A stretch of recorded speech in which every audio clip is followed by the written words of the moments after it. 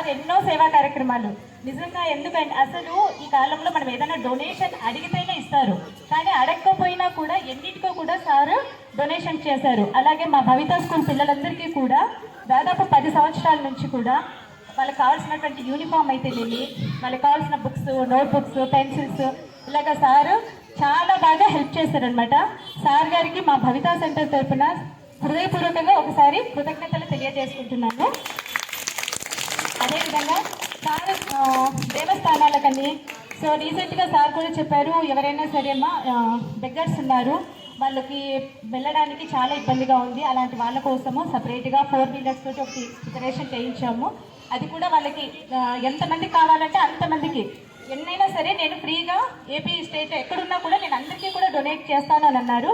ఈ విషయాన్ని కూడా సార్కి మరి ఒకసారి కృతజ్ఞతలు తెలియజేసుకుంటున్నాం సార్. ఈ సేవా కార్యక్రమాలు ఇలాగే నిరంతరం కొనసాగాలని కోరుకుంటున్నాం సార్.